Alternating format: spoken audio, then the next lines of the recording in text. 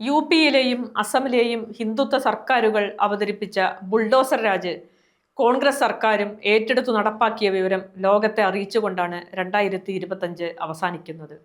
പ്രധാനമായും മുസ്ലിങ്ങൾ തിങ്ങി താമസിക്കുന്ന ചേരിയിലെ വീടുകളാണ് കർണാടക പോലീസ് ഇടിച്ചു നിരത്തിയത്. ഏകദേശം 3000-ഓളം പേർ അതോടെ ഭവനരഹിതരായി.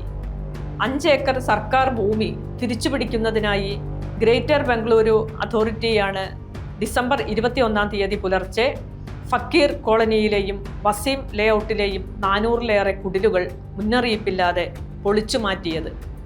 ഖരമാലിന്യ സംസ്കരണത്തിനുള്ള Bengaluru solid waste management limited ഉദ്യോഗസ്ഥരാണ് നടപടികൾക്ക് നേതൃത്വം നൽകിയത്.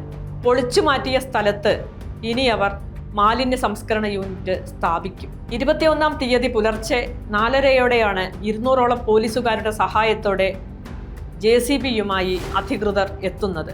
തങ്ങളുടെ വസ്തുവകകൾ എടുത്തുമാറ്റാനുള്ള സാവകാശം അധികൃതർ നൽകിയില്ല എന്നവർ പറയുന്നു. പൊട്ടിത്തെറിക്കാൻ ഇടയുള്ള സ്റ്റൗവും ഗ്യാസ് സിലിണ്ടറുകളും പോലീസ് തന്നെ എടുത്തുമാറ്റി.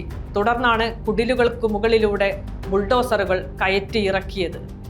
9 മണിയോടെ നടപടികൾ അവസാനിച്ചു. പോലീസ് പൊളിച്ചുമാറ്റിയ വീടുകളിൽ താമസിച്ചിരുന്ന കുടുംബങ്ങളിൽ പലർക്കും ആധാർ കാർഡുകൾ, വോട്ടർ ID കാർഡുകൾ, മറ്റ് രേഖകൾ എന്നിവ ഉണ്ടായിരുന്നു.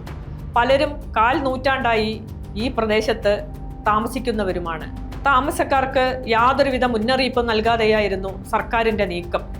നടപടികൾക്ക് ശേഷം ജില്ലാ അധികൃതർ സ്ഥലം സന്ദർശിച്ചിരുന്നുവെങ്കിലും തെരുവിലായവർക്ക് സഹായം നൽകുകയോ എന്തെങ്കിലും വാഗ്ദാനം ചെയ്യുകയോ ചെയ്തില്ല. ഹൈദരാബാദ്, ആന്ധ്ര തുടങ്ങിയ പ്രദേശങ്ങളിൽ നിന്ന് കുടിയേറിയ മുസ്ലിം ദർവീഷുകളാണ് താമസക്കാരെന്നാണ് ജില്ലാ ഭരണകൂടം പറയുന്നത്. എന്നാൽ തങ്ങൾ 30-ലേറെ കൊല്ലങ്ങളായി ഇവിടെ താമസക്കാരാണെന്നാണ് കുടിയിറക്കപ്പെട്ടവർ പറയുന്നത്. കഴിഞ്ഞ തദ്ദേശ തിരഞ്ഞെടുപ്പിൽ ഇവർ നല്ലൊരു ശതമാനം വോട്ട് ചെയ്തവരാണ്. ഇവിടെ താമസക്കാരായ 500-ഓളം കുട്ടികൾ സ്കൂളുകളിൽ പഠിക്കുന്നുണ്ട്. നിർഭാഗ്യകരമെന്ന് പറയട്ടെ, ബംഗളൂരുവിൽ കുടിലുകൾക്ക് മുകളിലൂടെ ബുൾഡോസറുകൾ കയറി ഇറങ്ങുന്നത് ഇത് ആദ്യമല്ല.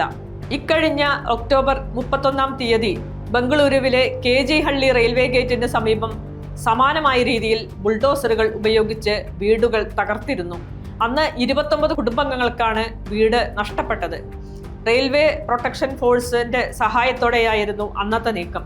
പ്രധാനമായും തമിഴ്നാട്ടിൽ നിന്ന് കുടിയേറിയ ദലിതരാണ് ഇവിടെ താമസിച്ചിരുന്നത്. ബംഗളൂരു സബർബൻ റെയിൽവേ പ്രോജക്റ്റിന് വേണ്ടിയാണ് ഈ കുടുംബങ്ങളെ കുടിയൊഴിപ്പിച്ചത്. ദിവസക്കൂലിക്കാരും വീട്ടുവേലക്കാരും കൂലി തൊഴിലാളികളുമായിരുന്നു ഇവിടുത്തെ താമസക്കാർ. പൊളിച്ചു നീക്കിയ കുടുംബങ്ങളിൽ പലതും 1.5 നൂറ്റാണ്ടിലേറെ കാലമായി ഇവിടെ താമസക്കാരാണ്. റെയിൽവേ ഇതുവഴി കടന്നു പോകും മുമ്പ് ഇവരവിടെ താമസിക്കുന്നുമുണ്ട്. അതിനുശേഷമാണ് റെയിൽവേ ഇങ്ങോട്ട് നീട്ടുന്നത്. ഇപ്പോൾ പൊളിച്ചു നീക്കിയ വീടുകളിൽ പലതും സർക്കാർ തന്നെ നിർമ്മിച്ചു നൽകിയവയുമായിരുന്നു എന്നോർക്കണം.